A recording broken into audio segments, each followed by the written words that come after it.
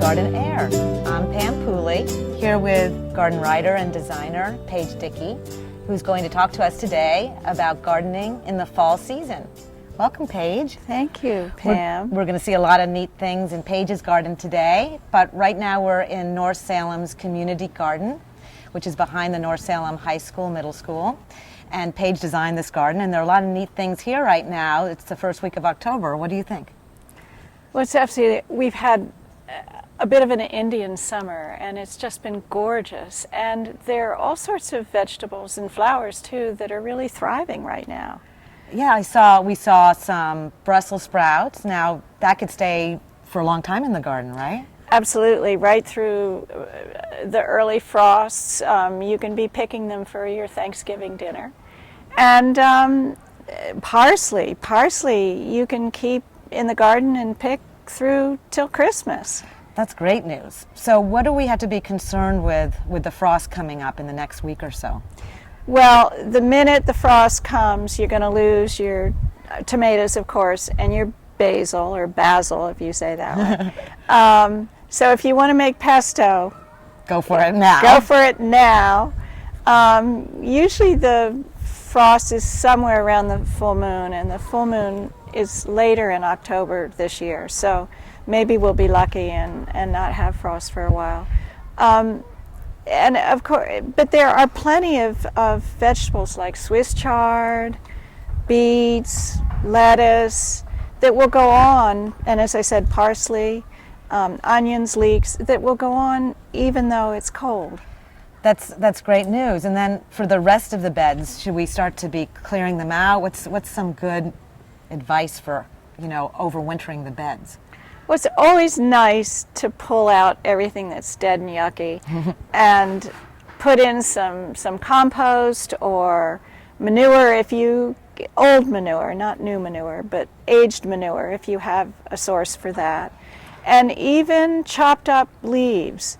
That's a good idea. And just put them on top of the beds and let them settle in over the winter. That's really good advice. Now, we also see some tomatoes in this garden, and you were telling me a neat way to store them for the winter. Well, I got this from a cookbook by David Tanis, and I just was entranced. He said, just take your beautiful tomatoes, take the stem off, wash them, put them in a Ziploc bag, squish the bag with your hand a little bit, and pop them in the freezer. And I did it last year, and I brought them out in the middle of the winter and made sauces and stews, and it was just like having fresh tomatoes. Oh, that's wonderful advice. There's also some beautiful sunflowers in this garden.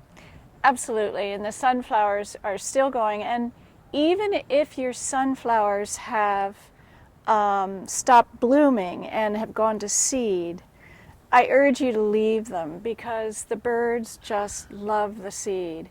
And so having those ripening seed heads in your garden will bring the loveliest birds, things like goldfinches. So that is great advice. Now, we're going to be planting a few things this time of year too. I brought some garlic along, and I know this goes in October, doesn't it? It does. It's a perfect time. Yeah, we bought this over the internet. It's not the kind that you can't just get it at the grocery store, right? But you can get it at a farmer's market or your local market. What you want is organic garlic that has not been treated. Okay, and then you divide up the cloves? Yeah, you break it all apart, and I like to do it in a row, but you don't have to. Each clove maybe 2 or 4 inches apart. Oh, okay. Probably 4 inches apart. And then in the spring, green leaves will come up, and actually you can use some of those for salads and things. And then by the middle of summer, you want to, actually in the summer, you want to take the heads of them off, the blooming heads. And then in the middle of the summer, they're ready to dig and start using. Oh, this is great. So it's fun. That is fun. So now in your garden, you have some lovely things going on. Tell us about your dahlias. Well, they've been glorious. Dahlias are glorious in September and October until the frost. And they turn a vegetable garden into magic with their wonderful colors. And I love to pick them for bouquets. Oh, that's a good idea. And then what happens when you... Well, you have the to minute frost comes, they turn black. Oh. It's very sad. And you let them ripen for about a week in the garden, and then we dig them up and store them in boxes in peat moss or vermiculite or with labels, hopefully. That's good. And we put ours in the garage. You can put them in the attic. You can put it in your cellar. You want it to be cold but not freezing. Okay. And then next spring, out they come. And sometime in May, we plant them again. Okay. So it's fun. That's In places like Washington, the state of Washington, Seattle, and places like that, in England, you don't have to dig them up at all. Oh, lucky you can them. leave, yes, Yeah. lucky them. But in our climate, you have to. Okay. So now you still have some lovely beans coming in and leeks. We do, and leeks, and I won't dig up the leeks until probably close to Thanksgiving. Oh, great. I mean, I'm pulling them to cook, but I won't dig them all up. And finally, I will dig them up, and I'll wrap them, I'll clean them and wrap them in plastic and put them in the refrigerator, and they'll keep for the rest of the winter. Oh, that's wonderful. Yeah. That's great.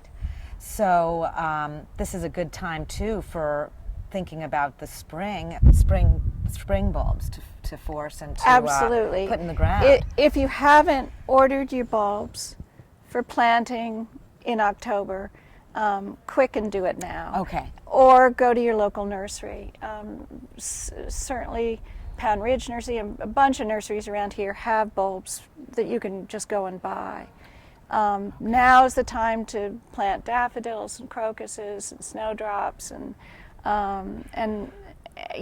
tulips you can plant all the way up till Christmas as long as the ground is diggable. But daffodils and the smaller bulbs like to be planted in October. Okay, good to know. Anything else that you wanted to add? Well, actually, we always order a few extra bulbs to put in pots, and then we put them in our cold frame. But before we had a cold frame, we used to just put them on the cellar steps. And you want them at about 40 degrees. So in the cold frame, we cover them with shavings, and then we start pulling them out in January to bloom. It's kind of fun. What fun. Bring them indoors. Well, we'll come back in January and talk about starting and forcing bulbs and buying seeds from your seed catalogs, and even giving you some tips on how to start some of your veggies from seed. Absolutely. So looking forward to that. Thanks, Paige. Thanks for the good you, advice. Pam. And you can find Paige online at pagedickey.com or follow her on Instagram. Garden Air is a project of the Ruth Keeler Memorial Library, and you can find lots of resources there on gardening and gardening design. Also, there is a monthly gardener's workshop that's open to the public. Garden Air is a production of the media production studio at the North Salem Middle School High School, which is made possible by the Eric V. Nicoletti Foundation. Thank you for watching, and happy